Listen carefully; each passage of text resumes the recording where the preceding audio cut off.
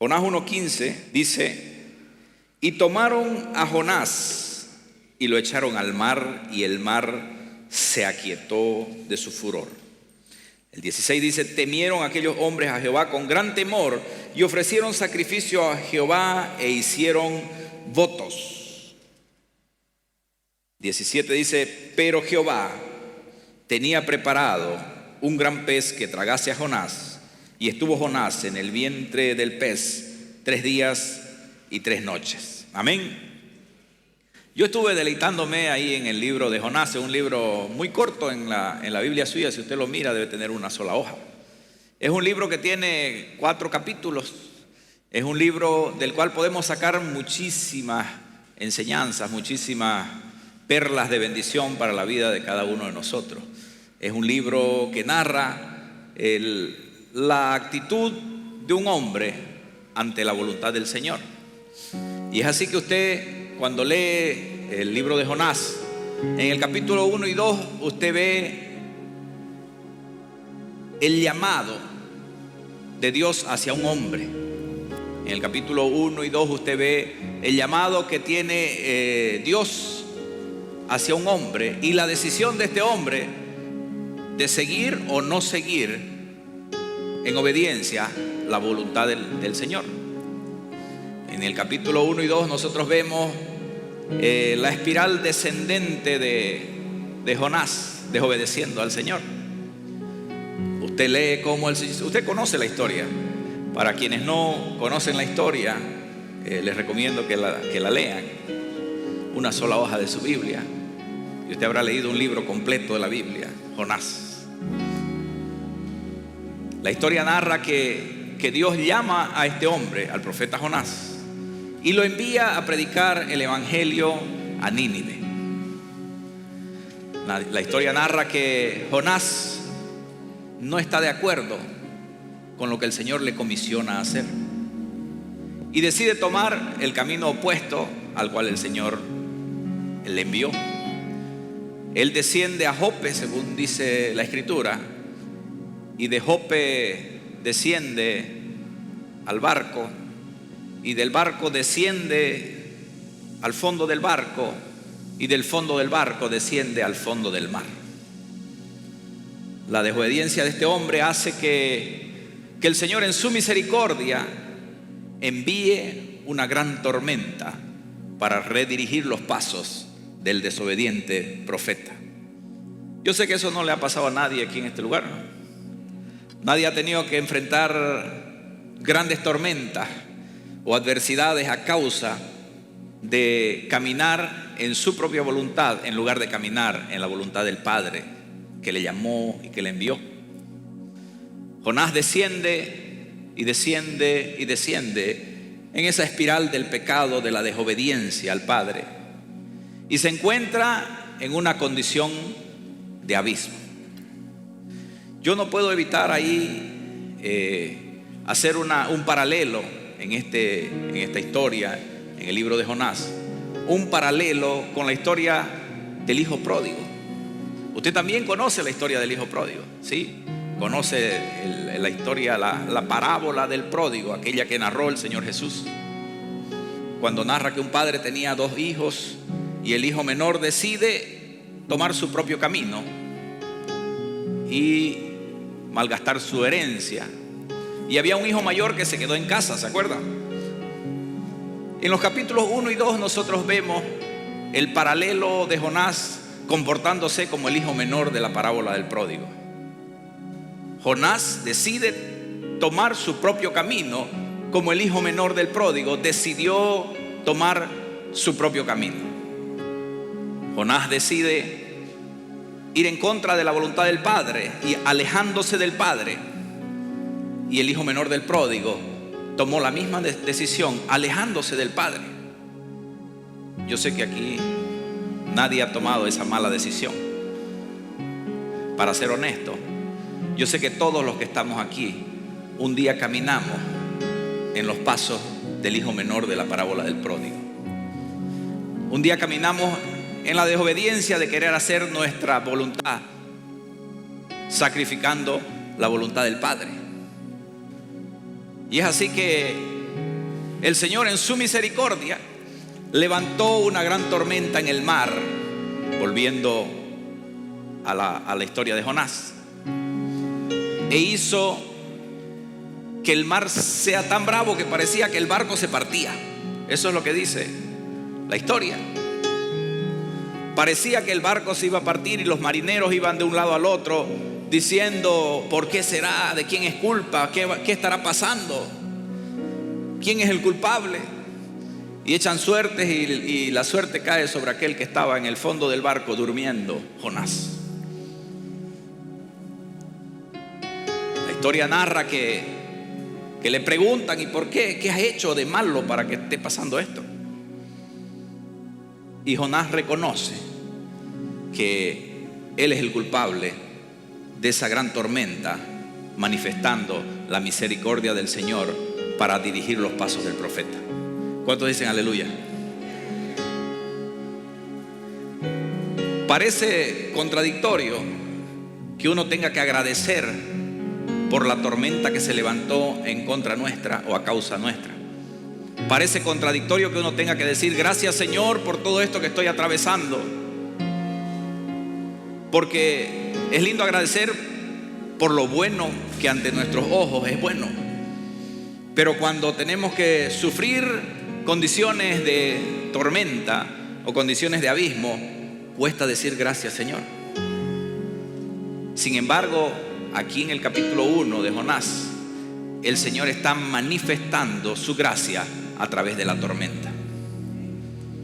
Porque cuando Jonás, al igual que el hijo menor del pródigo, decide tomar su propio camino, él se está alejando de la presencia del Padre. Cuando usted y yo decidimos caminar nuestro propio camino, nos alejamos de la presencia del Padre. Pero dígale a su hermano que tiene al lado: Dios es bueno. Dígale: el Señor me ama. Y esta tormenta que estoy teniendo que atravesar es la manifestación del amor del Señor hacia mi vida. La tormenta que hoy atravieso es a causa del amor del Señor para redirigir mis pasos. Jonás es echado al mar, aunque los marineros se resistían a hacerlo, al final lo tienen que hacer porque no había otra forma.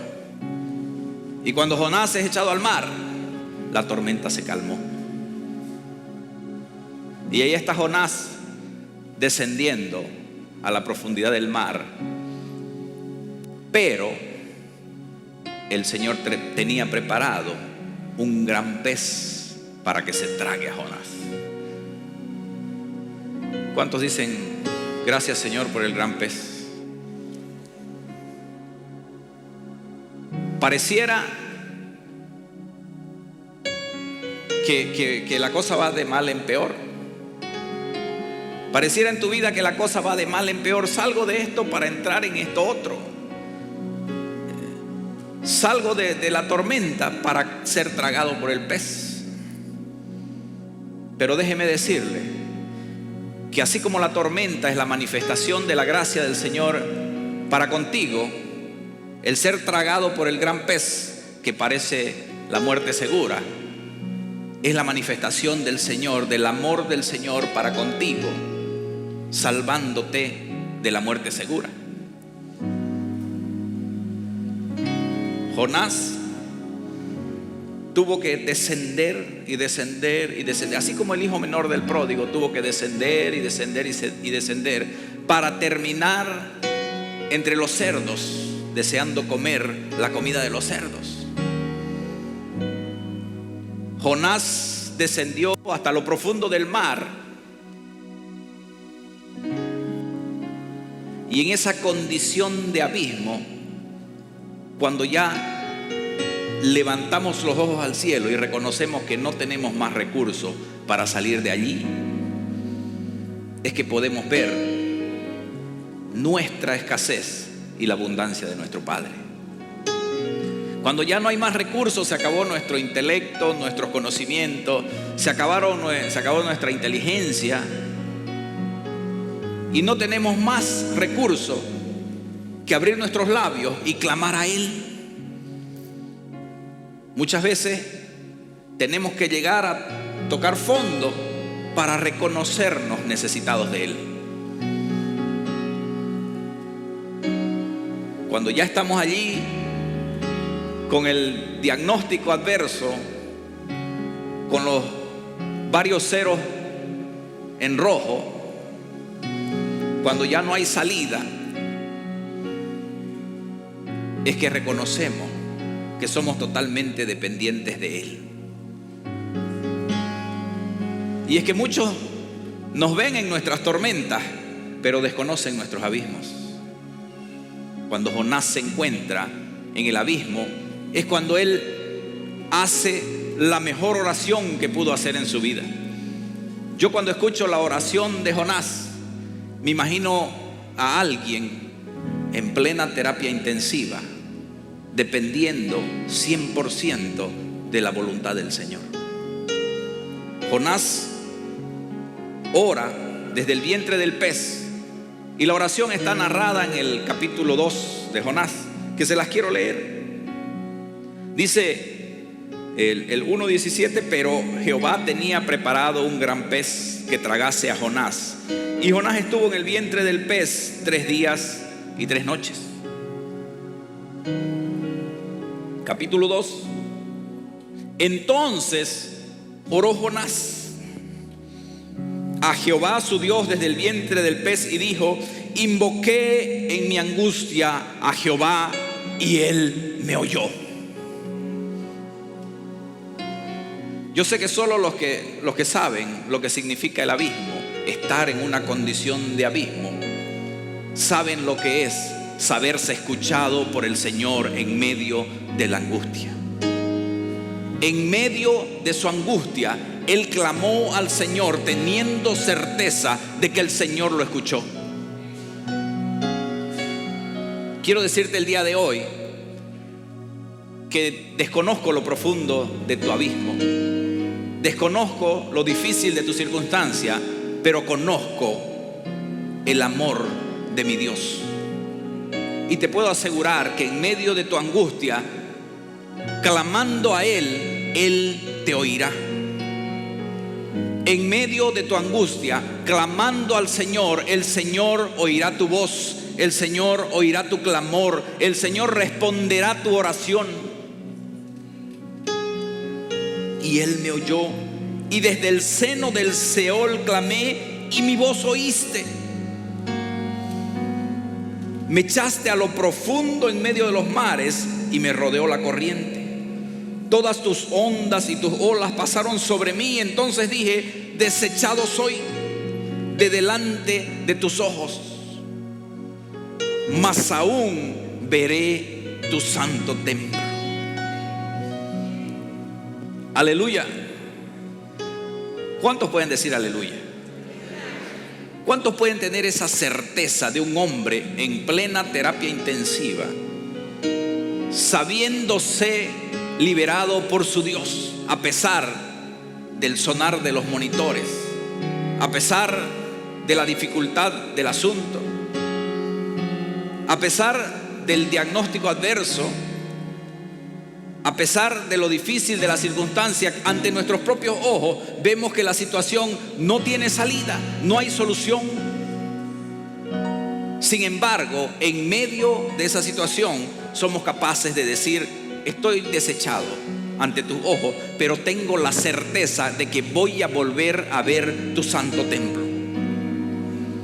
Y es que el templo santo del Señor era lo más próximo que Jonás tenía a la concepción de la gracia del Señor. Porque en el templo del Señor estaba el lugar santo, el lugar santísimo, y en el lugar santísimo estaba el arca del pacto, que tenía la tapa conocida como el propiciatorio, conocida como el asiento de la misericordia. Allí donde la sangre del cordero era rociada para tener acceso a la presencia del Señor, a la presencia del Padre. Lo más próximo que tenía Jonás a la gracia era la figura del templo santo del Señor. Y él allí, en medio de su situación de saberse desechado, de reconocerse desobediente, de saberse desahuciado, creía firmemente en que la gracia del Señor aún le alcanzaría. No me interesa lo complicado de tu situación, pero te aseguro que todavía estás al alcance de la gracia del Señor.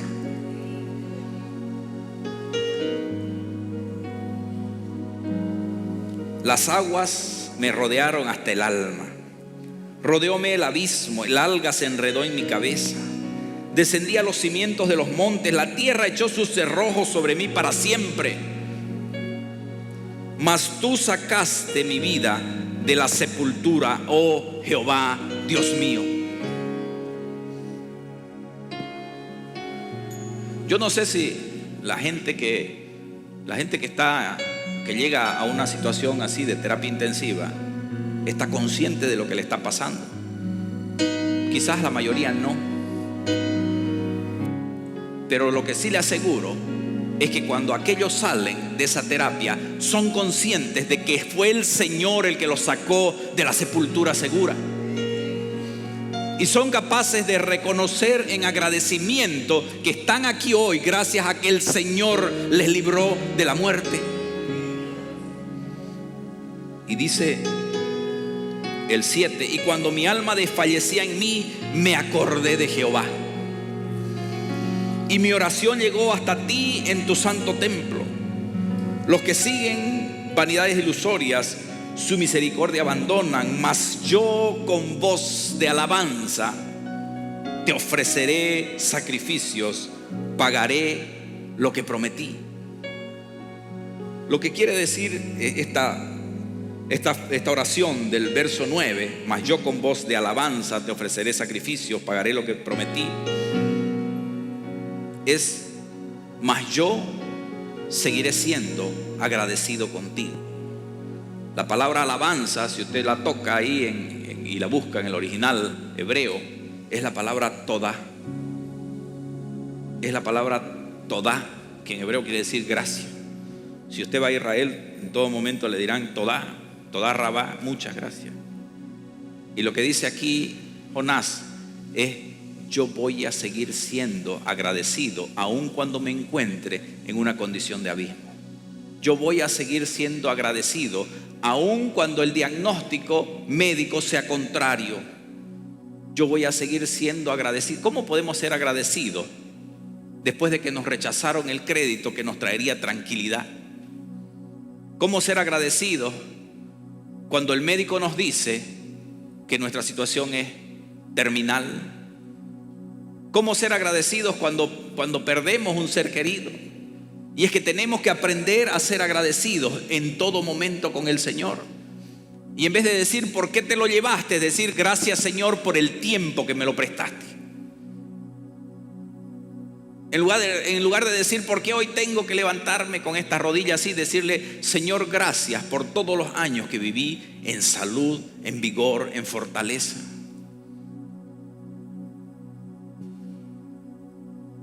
Ser siempre agradecidos con el Señor. Y usted sabe que eso es una llave del reino de los cielos.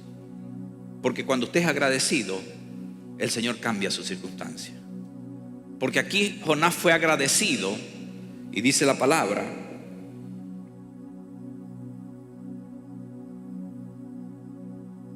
en el verso 10, y mandó Jehová al pez y vomitó a Jonás en tierra. Y el capítulo 3 comienza diciendo: vino palabra de Jehová por segunda vez a Jonás diciendo. Porque el Dios de usted y el Dios mío es un Dios de nuevas oportunidades. Porque el Dios suyo y el Dios mío es un Dios de nuevas oportunidades. Es un Dios de misericordias nuevas cada mañana. El Dios al que usted y yo servimos es el Dios de las nuevas misericordias cada día. Porque aun cuando nos equivocamos y tomamos el camino contrario al que el Señor nos envió, el Señor en su misericordia redirige nuestros pasos para darnos una nueva oportunidad. Y entonces, cuando la situación avanza, nos damos cuenta que lo que nos sucedió era una bendición disfrazada de maldición. Era una bendición disfrazada de maldición. Era el Señor en su gracia redirigiendo nuestros pasos. Allí, cuando ya llegamos a lo profundo del abismo, cuando llegamos a estar entre los cerdos, es que somos capaces de abrir los ojos, volver en sí y buscar la presencia del Padre nuevamente. Cuando el menor del pródigo, de la parábola del pródigo, se encuentra en su situación de abismo entre los cerdos, abre sus ojos y lo primero que desea es volver a la casa del Padre. El Señor manifiesta su misericordia para con nosotros a través de esas cosas. En los capítulos 1 y 2, el Señor manifiesta su gracia para con Jonás a través de la tormenta, a través del gran pez. Y si usted avanza, va a ver que en el capítulo 3 y 4 muestra su gracia, su misericordia a través de una calabacera. ¿Cuántos pueden decir aleluya? En los capítulos 1 y 2, el Señor muestra a Jonás su gracia para con él. ¿Cuántos son agradecidos con el Señor por la misericordia que Él nos tiene a nosotros? Por su bondad, por su amor, por su misericordia para con nosotros. Cuando estuvimos en una condición como la que estuvimos, tendríamos que ser muy tontos para no reconocer y en una nueva oportunidad obedecer a lo que el Señor nos mandó. Y así es lo que sucede con Jonás, porque dice ahí que cuando el Señor le da una segunda oportunidad, le habla otra vez. ¿Cuántos anhelan la voz del Señor nuevamente redirigiendo sus pasos? Caminar tanto tiempo en dirección contraria y que de pronto el Señor nos hable nuevamente al oído, dándonos la certeza, la seguridad de que caminaremos en sus propósitos, de que seguimos siendo escogidos por Él, de que no hemos sido desechados por Él, de que Él nos habla nuevamente. Jonás oye nuevamente la voz del Señor y lo que hoy hace es obedecer el mandato inicial del Señor. Porque todos los que aquí estamos predicamos el Evangelio porque sabemos lo que el Señor hizo con nosotros en una primera instancia. ¿Cómo no predicar las maravillas del Señor si fue Él el que nos libró de nuestra vana manera de vivir? ¿Cómo no hablar de sus maravillas? ¿Cómo no compartir su evangelio en todo tiempo? Si sabemos lo que su evangelio, sus buenas noticias han hecho en la vida de nosotros. Y entonces Jonás reconoce y agradece la misericordia del Señor en su vida, la gracia del Señor para con él. Y en los capítulos 3 y 4 se dirige ya a Nínive y empieza a predicar la palabra del Señor. Él de inicio no estaba de acuerdo con llevar la palabra del Señor a los ninivitas porque eran un pueblo terrorista, enemigo del pueblo de Dios. ¿Cuántos dicen ay, que el Señor le mande a usted a predicarle a su enemigo? Y él no estaba de acuerdo. Él no estaba de acuerdo con que eso se tenga que hacer. Y por eso toma el camino contrario. Porque él creía que ese pueblo no merecía la misericordia del Señor. Es fácil creer que nosotros sí merecemos la misericordia del Señor, pero ¿cómo es que ese pueblo terrorista pueda hacerse de la misericordia del Señor? En los capítulos 3 y 4, Jonás se dedica a predicar la palabra en Nínive, una gran ciudad de 3 días caminando, predicando la palabra del Señor con poder, con autoridad, con denuedo. Y el pueblo de Nínive arrepintiéndose de sus pecados. Un pueblo condenado a la destrucción se arrepiente por la predicación de Jonás. Aleluya.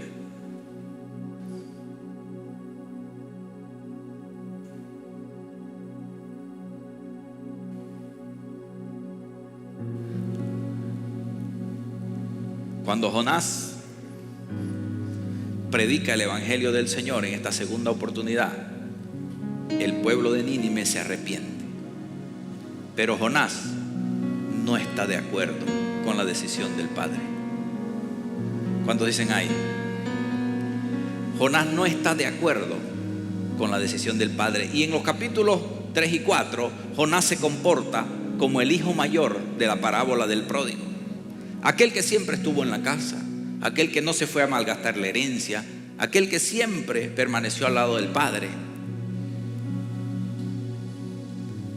pero que sin embargo al final está en total desacuerdo con la decisión del Padre.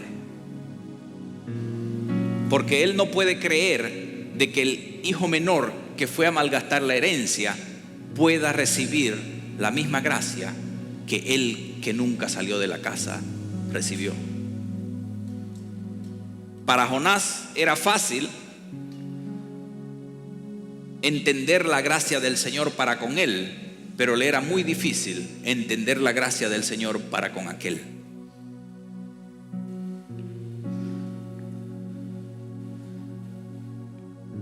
Nuestro Dios sigue siendo soberano. Él sigue siendo el Rey. Él sigue siendo misericordioso para con quienes Él quiere ser misericordioso. No depende de lo que nosotros pensamos que los demás se merecen. Depende de su infinito amor, de su misericordia para con todos. Porque así dice la palabra, que de tal manera Dios amó al mundo, que dio a su Hijo unigénito para que todo aquel que en Él crea no se pierda, mas tenga vida eterna. Dice la palabra que de tal manera amó Dios al mundo. La Biblia podría haber escrito Dios amó al mundo y punto, pero no lo escribió así, puso de tal manera. Y es que ese de tal manera cubre multitud de pecados. Es tan grande el amor del Señor que entregó al amado por cada uno de nosotros. Lo entregó para que todo aquel que en Él crea no se pierda y tenga vida eterna.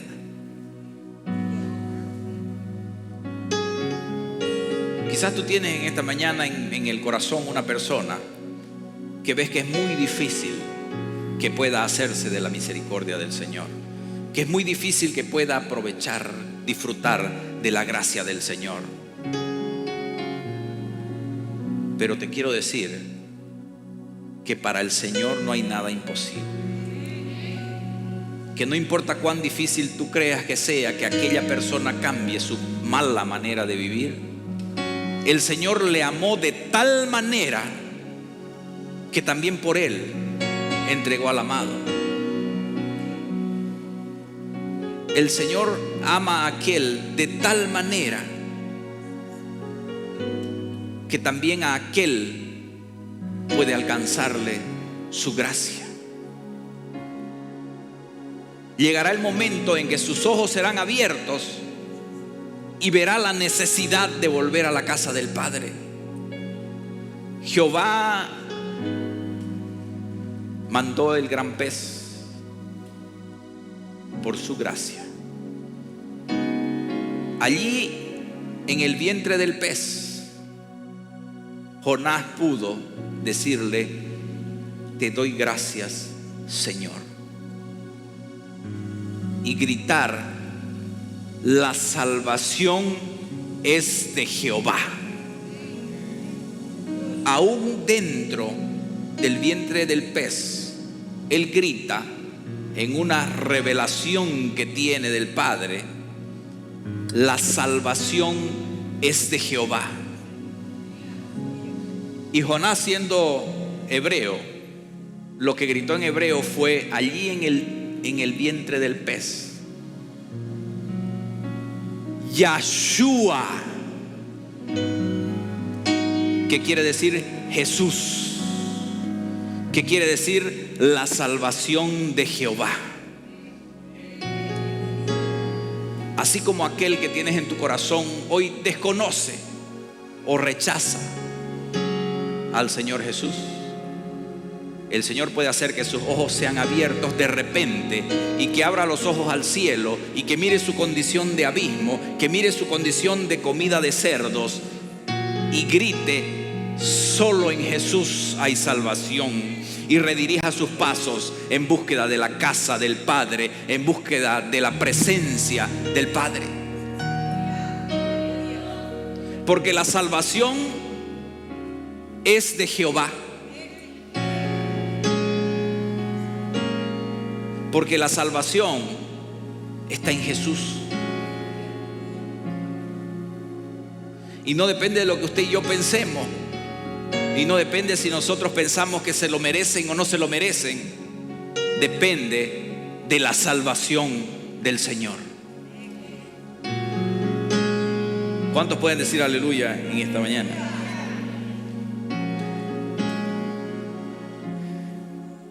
En nuestros momentos de abismo es donde reconocemos que necesitamos del Señor. Es donde reconocemos que solo en Jesús hay esperanza. Solamente en Él hay esperanza. Mire la situación de este hombre allí en como Él lo narra, en lo profundo del abismo, con los cerrojos de la tierra ya cerrados. Allí ya en la sepultura, allí donde ya estaba firmado el pronóstico.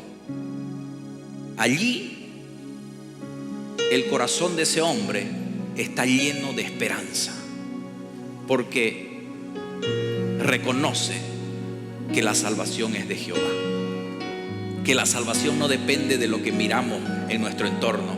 La salvación depende de alzar nuestros ojos y mirar a aquel que está colgado en el madero, o que hoy está sentado en el trono, que un día estuvo colgado en el madero.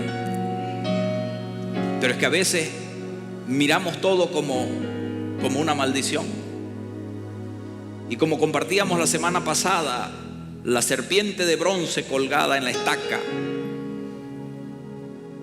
siendo sombra de Jesucristo colgado en el madero,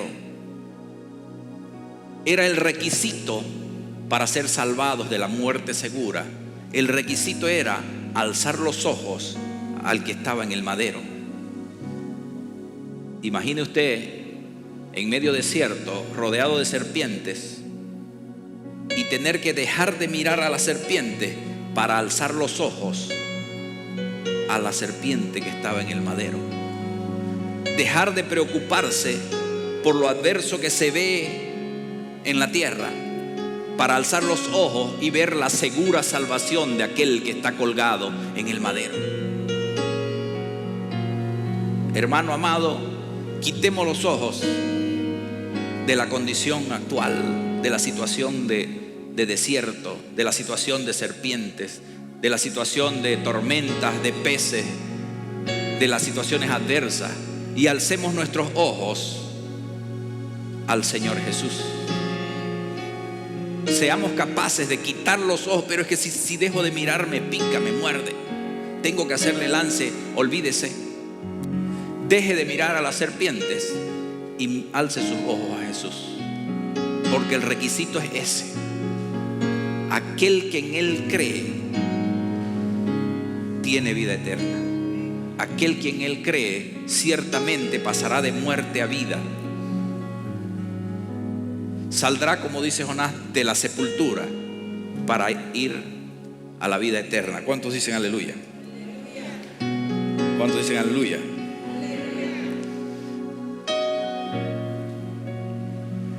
El paralelo del libro de Jonás con la parábola del pródigo es impresionante. Cómo en los capítulos 1 y 2 se comporta como el hijo menor, en el capítulo 3 y 4 se comporta como el hijo mayor. Y ambas historias tienen un final inconcluso, porque no se nos dice qué pasó con el hijo mayor, ni se nos dice qué pasó con Jonás. Ambas historias terminan con la intervención del Padre, hablando con el hijo mayor.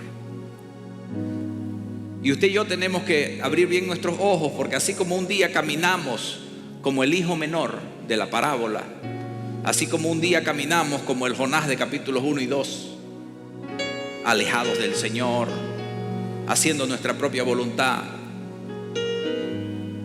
veamos de no caminar hoy como el hijo mayor de la parábola del pródigo, como el Jonás de capítulos 3 y 4, creyendo que porque estamos en la casa del Padre somos nosotros quienes tomamos las decisiones, creyendo que porque nosotros no andamos en pecado allá como anduvo el menor del pródigo, creyendo que nosotros estamos aquí y ellos están allá.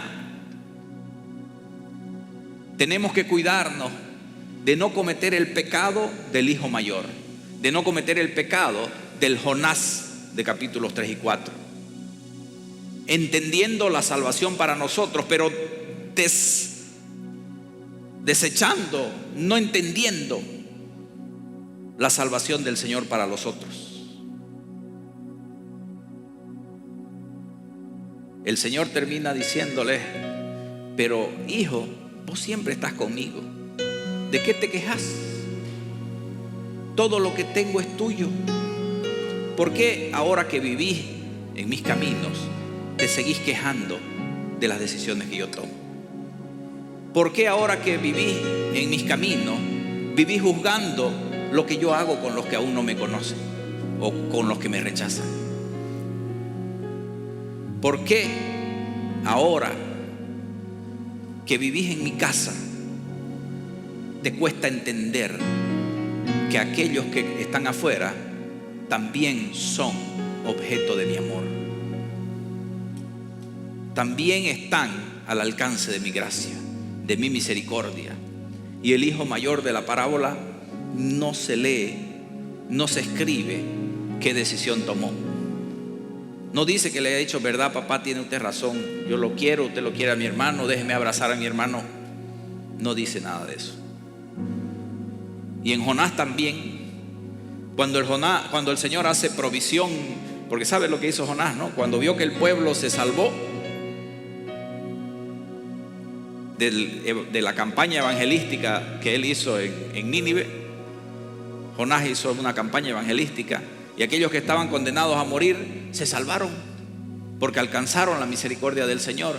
¿Y sabe qué hizo Jonás? ¿Cuántos saben qué hizo Jonás? Hizo fiesta, los llamó a un culto unido.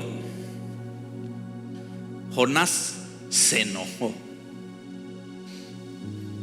¿Usted puede creer eso? Jonás se enojó. Entonces, ¿para qué predicó? Si después se iba a enojar de que se salven, de que el Señor los perdone. Jonás se enojó. Aquí ninguno de nosotros se enoja. Se enojó tanto porque dijo: ¿cómo puede usted salvar a aquel que es como es? Como que nosotros dijéramos: pero Señor, ¿cómo usted va a perdonar a este tipo que tanto daño me ha hecho?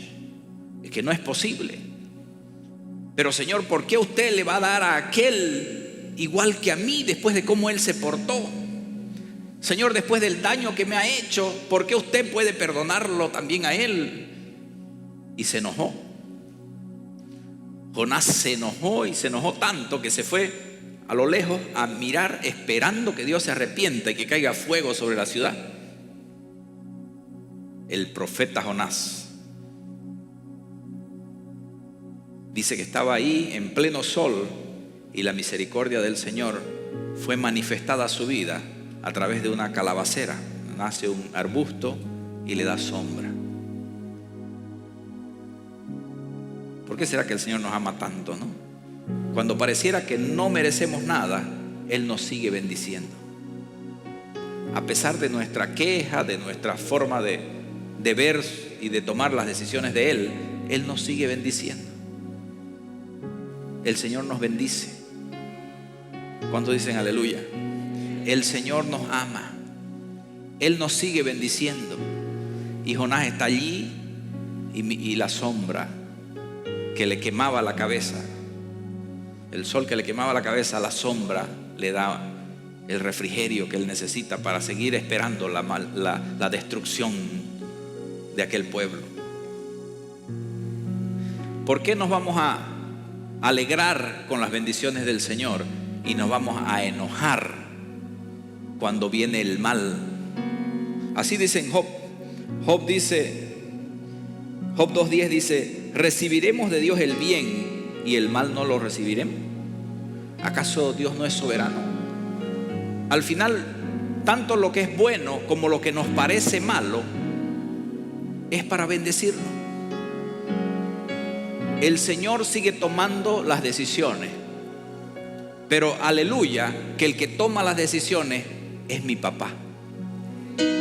Aleluya que el que toma las decisiones es mi Padre, y Él siempre tomará decisiones que terminen bendiciendo mi vida, aunque a mí en su momento me parezcan malas cosas que me suceden. Crece la calabacera, feliz el profeta Jonás. Y ahí dice en la palabra, si usted lo lee en el capítulo 4, dice 4:6, dice: Jehová, y preparó Jehová una calabacera. Y luego dice al día siguiente: Dios preparó un gusano. ¿Para qué? Para que se coma la calabacera y le vuelva a dar el sol a Jonás. Y uno dice: no, pero ¿qué está haciendo el Señor? ¿Acaso no es mejor que lo prospere, lo sobreabunde, le haga una enramada, le dé alimento, sustento, comida, y Jonás se eche de espalda a esperar que aquel pueblo sea destruido por el Señor? ¿Qué está haciendo el Señor? El mismo que preparó la calabacera, preparó el gusano para que se coma la calabacera. Y dice más adelante: y preparó Dios un recio viento solano, y el sol hirió a Jonás en la cabeza y se desmayaba. Y deseaba la muerte, diciendo: mejor sería para mí la muerte que la vida. Entonces dijo Dios a Jonás: ¿tanto te enojas por la calabacera? Así como le diría el padre de la parábola del pródigo al hijo mayor: ¿tanto te enojas porque tu hermano ha vuelto? Yo le pregunto, hermano, ¿vale la pena enojarse tanto? ¿Vale la pena enojarse tanto? ¿Recibiremos del Señor el bien y el mal no lo recibiremos? Si al final el bien y el mal, entre comillas, son preparados por el Señor para redirigir nuestros pasos, son preparados por el Señor para bendecirnos a cada uno de nosotros, ¿vale la pena enojarse tanto? Oiga, hermano, hay gente que se muere de brava. ¿Usted la cree? Hay gente que se muere de brava. ¿Vale la pena enojarse tanto? Yo quiero levantar mis manos y que el Señor ministre perdón, que ministre sanidad en el corazón de cada uno de nosotros. Que el Señor sane nuestras heridas, que el Señor sane nuestro corazón dañado por las situaciones adversas que hemos tenido que vivir, por gente que no conoce al Señor, pero también por gente que conoce al Señor. Situaciones de dolor que hemos tenido que sufrir a causa de seres queridos, a causa de familiares que cada uno de nosotros tenemos. Yo levanto mis manos para que el Señor sea ministrándonos a cada uno de nosotros el perdón, para que el Señor sea poniendo en nosotros la capacidad de perdonar, la capacidad de liberarnos de esos sentimientos, para que el Señor quite de nosotros la ira, el enojo, y ponga en este momento su shalom, su paz. Señor Padre amado, le doy gracias por la vida de cada uno de nosotros. Gracias le doy, Padre bueno, por hablarnos el día de hoy. Le doy gracias, Padre, porque usted nos ha mostrado su amor para con cada uno de nosotros. Nos ha mostrado su misericordia, Señor. Nos ha mostrado, Señor, que usted es soberano, que usted es quien tiene la última palabra, Señor. Hoy, Señor, queremos agradecerle, porque muchos hemos pasado situaciones de tragedia, Señor, situaciones de pérdida, situaciones aún de muerte, Señor, pero gracias a usted las hemos atravesado, Señor, y reconocemos que fue usted el que nos libró de la sepultura, Señor, y queremos, como dijo Jonás, Señor, vivir siendo agradecidos con usted, alabándole, reconociendo, diciéndole todá, diciéndole gracias, Señor, porque es usted el que nos ha librado del abismo, Señor. Hoy, Señor, reconocemos que lo bueno y lo que nos parece malo es enviado por usted para redirigir nuestros pasos, porque usted es el Dios de nuevas misericordias cada mañana, Señor. Y en esta mañana nosotros agarramos las misericordias nuevas que usted tiene para nosotros y declaramos que caminamos en un nuevo tiempo, Señor. Caminamos en una nueva oportunidad, Señor.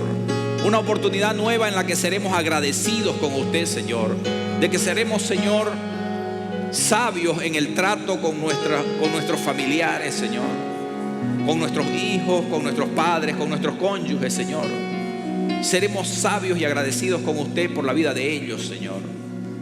Señor, hoy oramos por aquella persona que tenemos en nuestro corazón, que vemos que anda en camino de perdición, Señor. Señor, le rogamos que sea usted, a través de su Santo Espíritu, abriendo los ojos de aquel, Señor, para que pueda reconocer que está lejos de la casa de usted y que entre en él el anhelo de volver a la presencia de usted, Señor.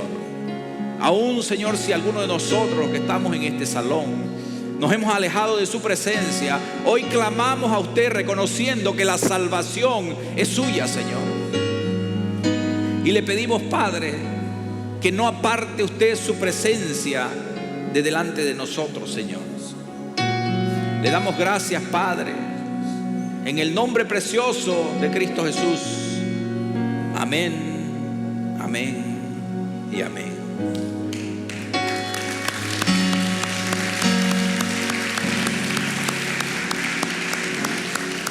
¿Por qué no adoramos al Señor? Nos ponemos en pie, adoramos al Señor solo unos minutos más, como creándole a usted el ambiente de adoración para que usted pueda entrar en intimidad con el Padre y ser agradecido con Él en esta mañana. Presentarle ante Él su situación, su condición, llevar hasta Él el diagnóstico que le dieron, llevar a sus pies su situación familiar, su situación económica, no sé, aquel problema que usted tiene, aquel juicio. Llévelo hoy a los pies de Él en adoración, diciéndole gracias, Señor. Gracias, Señor.